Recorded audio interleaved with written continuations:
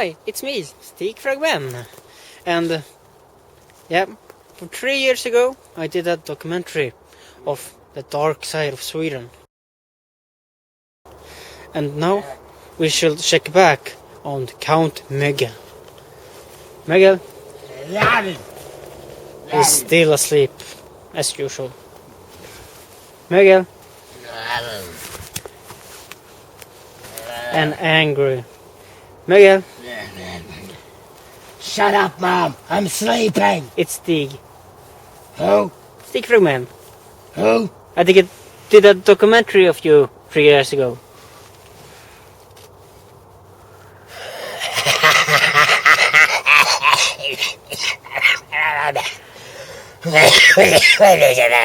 It's you. Let's warp. I'm not a twerp. I drank your absinthe. And I get beat up of Orvar. You still listen to Taquino. And go to hell.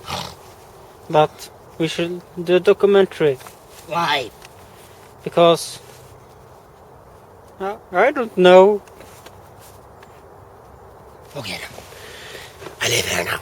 I'm a big boy. I moved out. You get kicked out. I moved because I was forced to. Kicked out. Well, not the same. So, Mögel, I hear you don't want to be called Mole anymore. No. It's Mögel now. Yeah, I learned that you should not translate names from Benke. Ah, Satan. Yes, Benke. So... Hey! Check out this. This is my beautiful swamp. Such spectacular view. Fucking sun! Go down, you infernal gas clump! Fuck off! I scared it.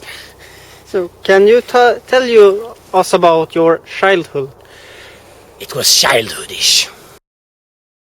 So, you was Mögel's kid neighbor? Yeah, I was. Can you tell him about him? Well, he smells like a fucking garlic, you know. He's like all rotten, you know. He used to hang around with like rats and stuff, you know. I heard he was pretty smart when he was a kid. Yeah, he was. Actually, actually, when I couldn't count to 5, he could count to 10. That was pretty cool. I think, yeah. And was he like a kid? Lonely? Well, he was a little lonely, but he liked the rats he hung around with, so I don't really have a good memory of him. I was fucking drunk all the time, so but well, I liked him. Okay. Thank you. And your parents? They were fucked up. They was in a weird cult. Yeah, they liked radiators and toasters.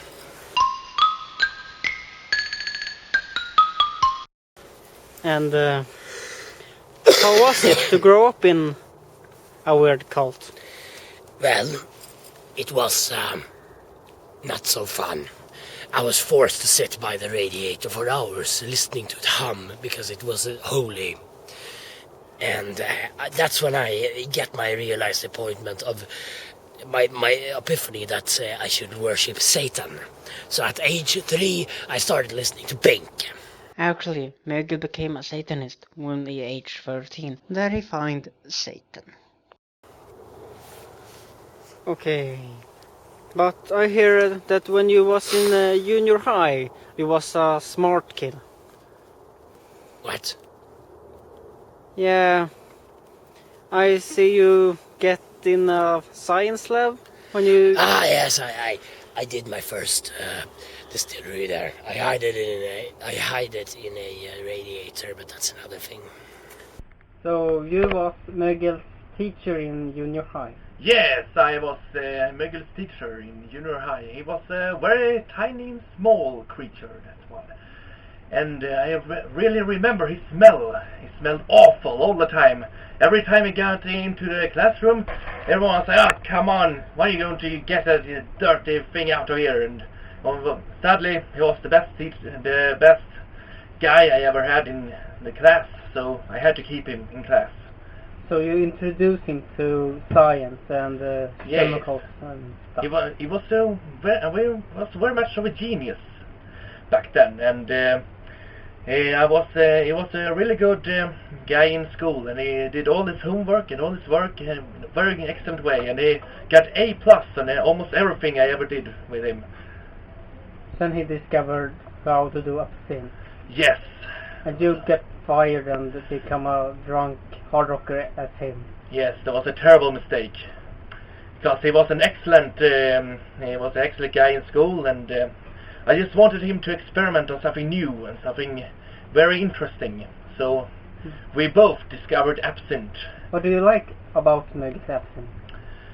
It has a very strange taste. It tastes almost the way he smelled, but still, when you drink it, you feel amazing. I know. Yes, very nice, very nice. He's very much of a genius when it comes to absinthe, but apart from that, he's mostly just an asshole. I know. Yes. He's hit me many times. I understand you. But it must be difficult to be an interviewer and interview him. Yes. Yes. But thank you for this interview. I think I have what I have. Yes.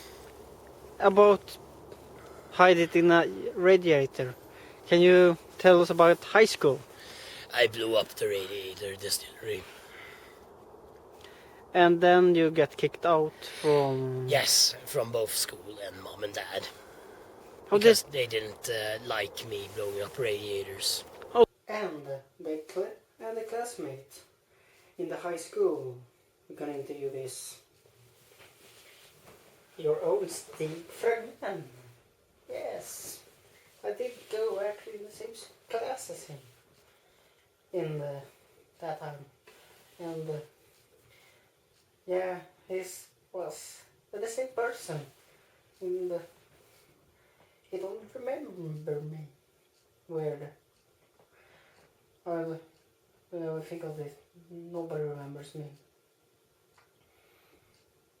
But there I remember of him. He smells funny, and the school smells a lot of school smells quite better when he get kicked out. Weird enough. How did that feel? That not fitting in anywhere? It feels kind of good actually. I can live here. You know, nobody bothers me, and the sun goes down, and I have my swamp, and I have my absinthe. I blew that up last night. It said kaboom. So, you don't feel lonely that nobody remembers you? I don't fucking care. Who would remember me? Corpse worm? That fucker. And what happens to corpse worm? They moved to Norway because Norway was more true, and it was better to have a job in Norway because you can make more money. But you have no job. Yeah, I live here. I make absinthe. I don't need a fucking job. I hunt Smurfs. Have you really seen one when you're not a drunko? No, they know when I'm not drunk, so they don't come out then. Did you hear that? They're around. I nearly caught one last week. Are you sure? Yes, I nearly clobbered it with that thing, but with this stick here. But he got away, so I was like, get back here, you fucking Smurf! Get back! And then I smashed some other stuff. And I always feel his smell 70 miles away. And then I wait for 2 hours, and then he finally arrives. And the smell gets even worse and worse for every time. Can you tell about what he's buying? He also always used to buy some Smurf things to catch the Smurfs, because what I've heard is he likes to do some absinthe made of Smurfs. But Smurfs don't exist. That's what you think, but actually Smurfs do exist. Okay. And we have the perfect equipment for them.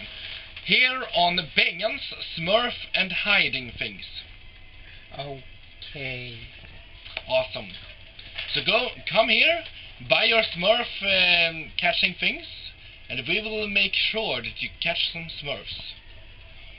Okay, some comments about yourself, but thank you.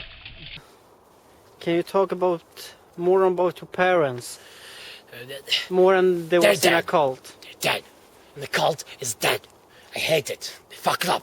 Did you make peace with your parents before they passed away? No. They were idiots and they deserved it. Mögel's parents isn't really dead. He just don't like to talk about them. So let's talk about your many bands. Yes, 127. And what was your first band? Hellhammer. I had it in high school. It was kind of a one-man project. We only released a demo called The Hunter of Smurfs.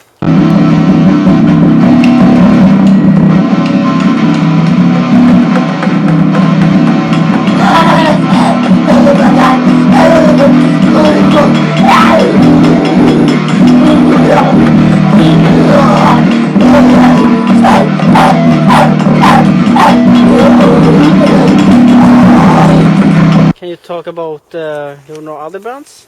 Yeah, I had Dead Jesus Beard also after that one. It was where I met Orvar and moved in with Orvar. And can you tell about more demos and stuff you did? With Dead Jesus Beard, we Yes. released 2 demos. Jesus is dead and he's dead again. And they were more of a doom black project, a little bit slower, a little bit grittier, kind of like Abruptum.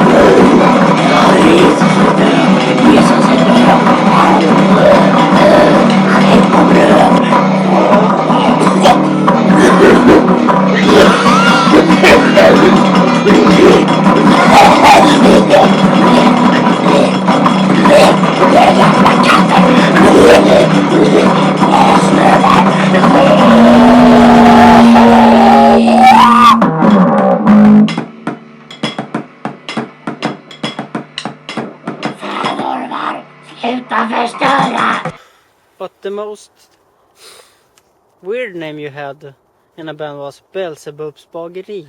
Ah, yes. But how did you discover Mögel? I discovered him when I saw the name of his band in a new record paper. Tell me about the recording of Beelzebub's It Bageri. was really, in the studio when I played the demo. The room stank many months. And not like bread. You know. Why did Mögel change the name? Yeah. Well, he changed the name because he don't like bread. Tell me about Brödrock production. What? Bread rock production? Bread and records. Bread and metal. Bread is everything. That's a stupid name. I'm out of it. I'm gonna... We changed name to the Satanic Gräsklippare-massakern, which means in English the Satanic Gräsklippare-massakern. The Gräsklippare-massakern released 3 demos. Yeah. It was You're Christian and Handicapped,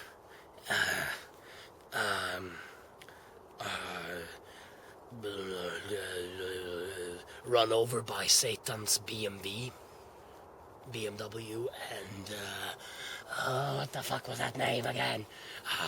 The Devil's Dirty Laundry.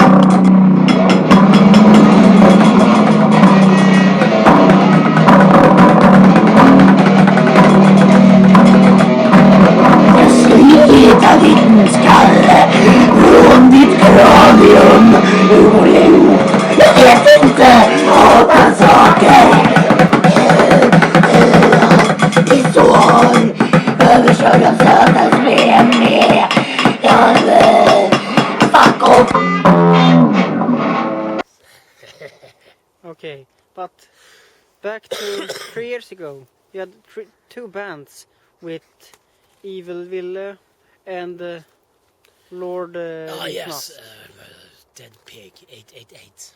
and Smutsig Strumpa. There I was a guest. Yeah, you were a guest on the only demo we ever produced.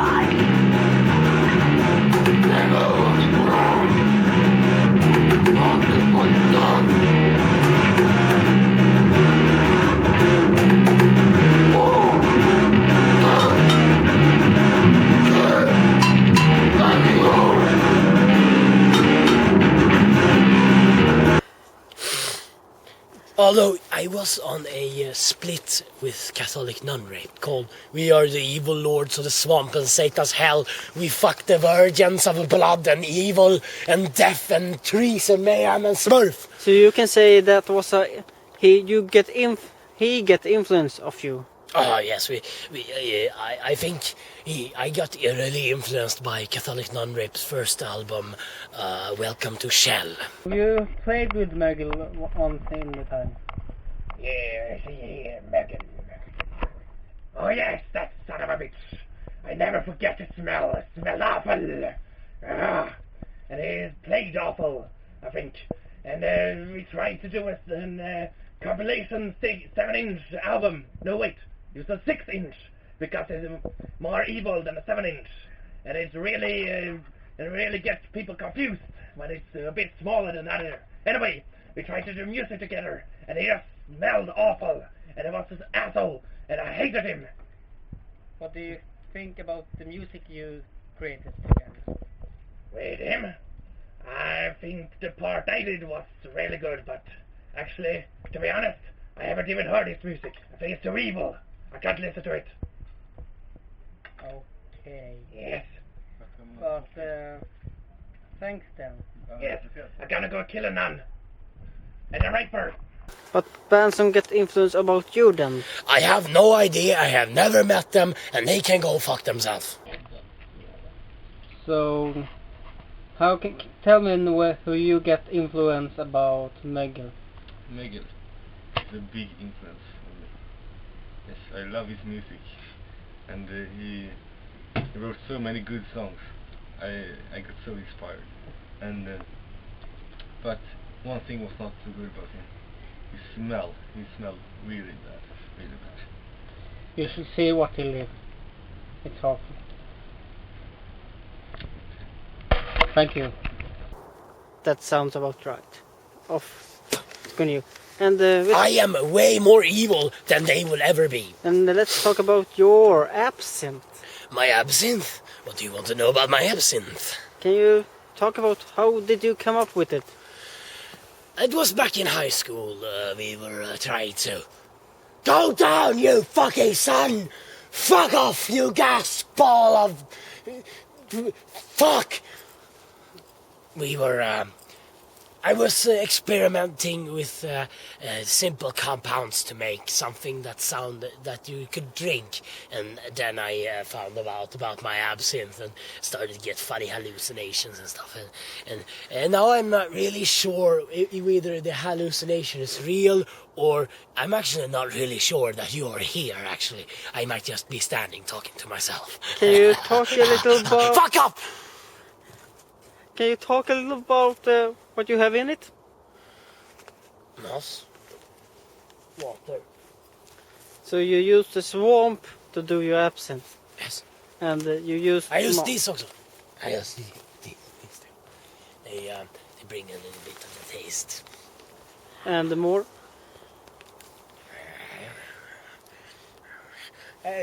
Yes. There. That down there. Little of everything you find in the woods. There. Yes. So you are an organic person. A what? A person to think that everything should be near produced. Yeah. I use what I can. I don't have money for it. The other things. But people in the underworld like to buy your absinthe. I don't fucking care about them. They're fuck-ups. But you sell your absinthe. What did you get? 1,000 kroner, Swedish kroner for every bottle. And So that's why the guy comes in every month or so and picks up. a and few you bottles. have an own commercial. I have. Yes. What?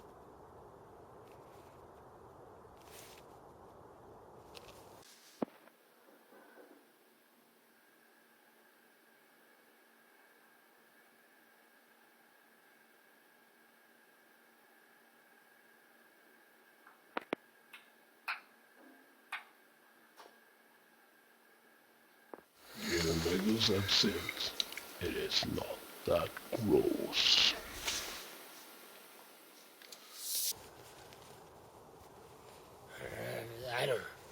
I don't care. The other world does not interest me. It's just phony people living their phony lives. And fuck off, you gas ball of fucking... fuck you! Hey, what? Fuck off. Swerve? Nah. Can we talk to Satan? Why would you want to talk to him? And a small interview with him too? All right, then I'll call him.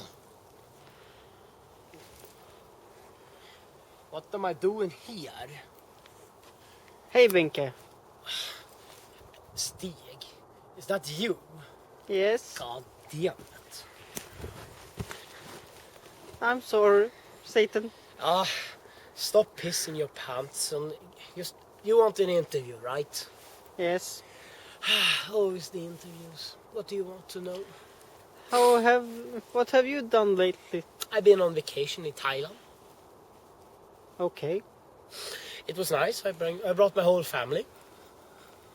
And how disturbing has Mögel been since I left? Nah, he hasn't been that disturbing. He lives here now. I think it's suitable for his conditions. He likes it. And he doesn't call me that more often, so... It was more Lord Leek Musk and Evil Villa that wanted to call me. And Or Corpse Worm, if you want to call him that. I noticed that you were doing it in English, so... and Mögel want me to know this, but where is his... Can you tell me the real name of Mögel? It's Sverker Abraham Mögel. Okay. And you shouldn't say that to him, because he will hunt you down and kick you with or beat you with something. That sounds like Mögel. Indeed. Apparently he blew up his distillery plan down there. You might want to go over there and check with him later on how it looked before he blew it up. Okay, I will do that. Mögel is an engineer, although he's very stupid. I noticed that. That's the absinthe from doing that, I guess. Yes, probably. Okay. Thank you for doing the interview, Satan. Yes, and stop pissing your pants, please. It's not flattering. Oj då. Ja, hej då.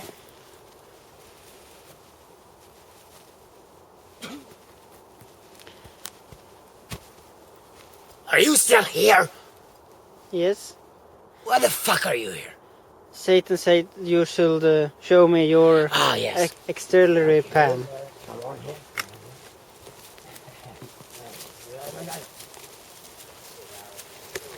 This is very disturbing. And Last night I was picking up a new recipe, and the whole thing just said boom, and everything blew. It was around there. I don't know how this tree survived. where is the pan? I said it said kaboom, right? But there must be leftovers. It's somewhere out in the swamp. Oh, And I have no idea how this tree survived. I have no idea how this survived. I have no idea what that is. And oh, there is a dead frog. you is very weird. Oh, here it stood. You see it by the trees. You is very weird, Sverker Abraham. Come here. What you doing? Come here. What you doing?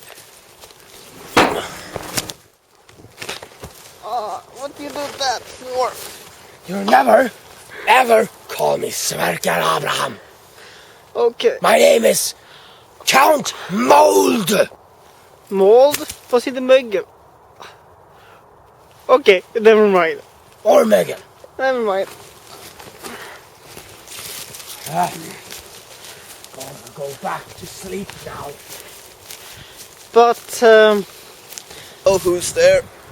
I'm Stig Fragment, a reporter. I'm doing a documentary of Count Mögel, and he lives in this forest behind you. Yeah, I know him. He's a really smelly one. Can you tell us about him? Well, he has been disturbing us mostly at night. I'm trying to sleep and I hear these noises from outside the back door. I'm not sure whether it's my grandmother or my neighbor, but we have trouble with stolen fruits. But why are your grandma outside, and how can you have fruits this time of year? Well, we are having a greenhouse, so my grandmother she stays in it and watches. She guards the fruits, and we are having pineapple. They grow this time of year. But why do you let your grandma guard the fruits? Well, she has a really bit of temper, so and she is really old. It could be good to get rid of the bitch. That's not nice. Well, she is my grandmother.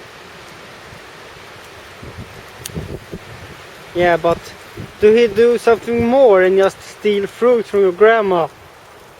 I think when I was away, he broke in, and I came back and I felt smell of food, and he had made pancakes, and I said, Damn you, neighbor. I told you I'm allergic to bacon. But pancakes and bacon. I don't make food. I don't know. Okay. This was everything I want to know. Then we say goodbye. Then. And I contact you when this is over. Okay. Fuck off. Yeah.